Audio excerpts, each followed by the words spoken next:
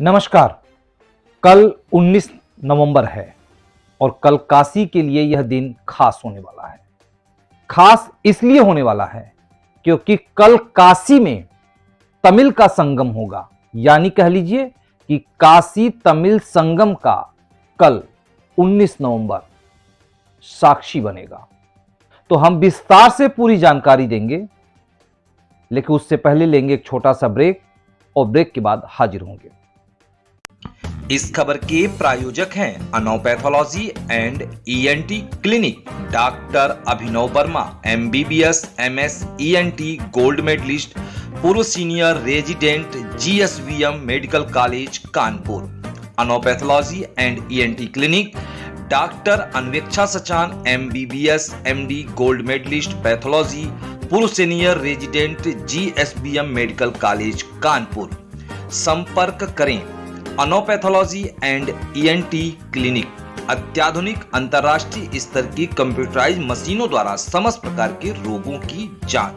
प्रत्येक मंगलवार, शनिवार एवं रविवार सुबह 9 से 12, सायं 4 से 8 बजे तक, लेबर चौराहा, Shantipuram, Prayagraj, UP. Contact 7458897832, 9889407832। Break के बाद आप सभी दर्शकों का स्वागत है। आप सभी दर्शकों को बता दें कि कल 19 नवंबर 2022 काशी के लिए एक अनुपम दिन होगा और दृश्य होगा। कारण क्या है? क्योंकि कल काशी तमिल संगम का अनुपम मिलन होने जा रहा है और इस मिलन के साक्षी बनेंगे तमाम धर्मात्मा संघ, काशी के सांसद, देश के प्रधानमंत्री मोदी। तो बता दें आप सभी दर्शकों को कि प्रधानमंत्री मोदी कल काशी आ रहे हैं दोपहर में, और उनके आगमन के लिए और काशी तमिल संगम के लिए काशी दुल्हन की तरह सज करके तैयार हो चुकी है। जैसा कि आप सभी पीछे देख सकते हैं, प्रधानमंत्री मोदी के आगमन के लिए काशी विश्वनाथ मंदिर, बिल्कुल मंदिर ही नहीं बल्कि आसपास का पूरा क्षेत्र दुल्हन की तरह सजा हुआ है। तो अब आप सभी को विस्तार से जानकारी प्रदान करते हैं।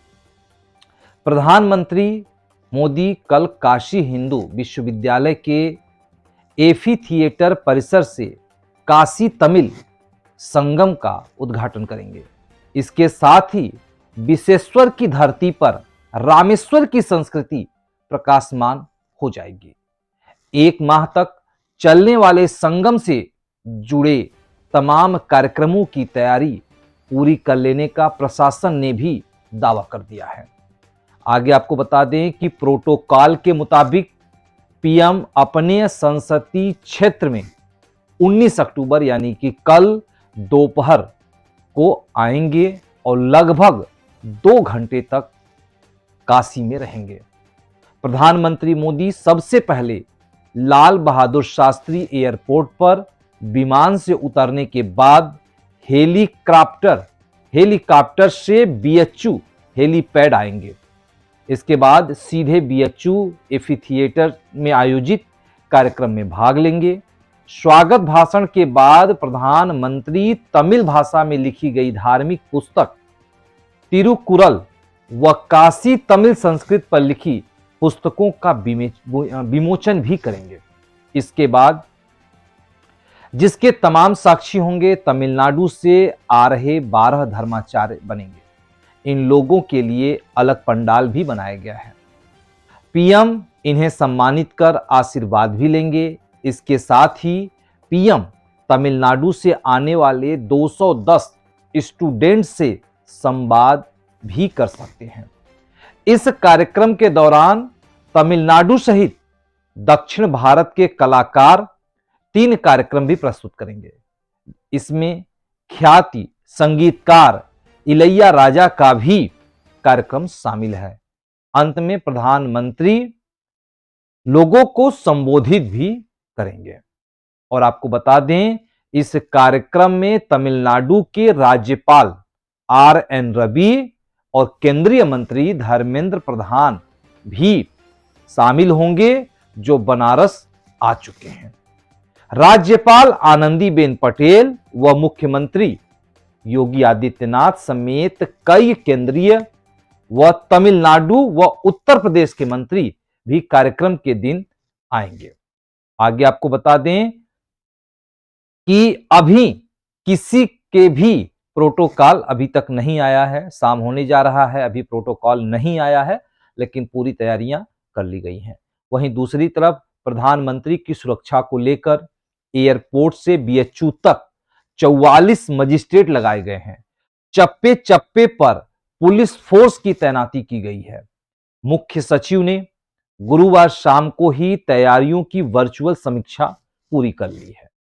और आपको आगे बता दें कि कल जो तमिल और काशी संगम होगा, संगम के मौके पर 1 महीने का सांस्कृतिक कार्यक्रम भी किया जा रहा है, जो 17 नवंबर से 16 दिसंबर तक चलने वाले काशी संगम में कुल 51 सांस्कृतिक कार्यक्रम होंगे।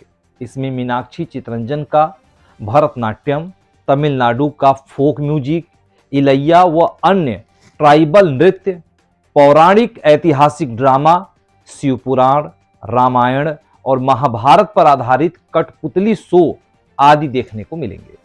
यह कार्यक्रम यह दर्शाएंगे कि काशी और तमिलनाडु की भाषा भले ही अलग अलग हो, खान पान, रहन सहन भले ही अलग अलग हो, लेकिन अभिव्यक्ति का तरीका और इसकी आत्मा एक है। आगे आप सभी को बता दें कि कल काशी यानी वाराणसी काफी व्यस्त होने वाला है और उसको देखते हुए डायवर्जन भी किया गया है, क्योंकि प्रधानमंत्री मोदी का आगमन है और जब भी पीएम मोदी का आगमन होता है तमाम क्षेत्रों से लोग आते भी हैं, जिस कारण से काशी में जाम की स्थिति उत्पन्न हो जाती है। तो यदि कल काशी आने वाले हैं, यानी कल वाराणसी आने वाले हों, शहर में आने वाले हों, तो आपको ये पूरी वीडियो देखनी होगी। बता दें आपको कि पीएम मोदी के आगमन पर यातायात को भी प्रतिबंधित किया गया है। तो पूरी प्लानिंग कैसे की गई है, पूरे कार्यक्रम को सफल करने के लिए कैसे की गई है, तो अब आपको आगे बताते हैं। बीएचयू की तरफ जाने वाले वाहनों को डायवर्जन किया गया है, यानी डायवर्ट किया गया है। प्रधानमंत्री मोदी के काशी आगमन के मद्देनजर विभिन्न मार्गों पर यातायात प्रतिबंधित व डायवर्जन लागू किया गया है। उनके तय कार्यक्रम स्थलों तक आगमन व प्रस्थान के 1 घंटे पहले यह व्यवस्था लागू की जाएगी।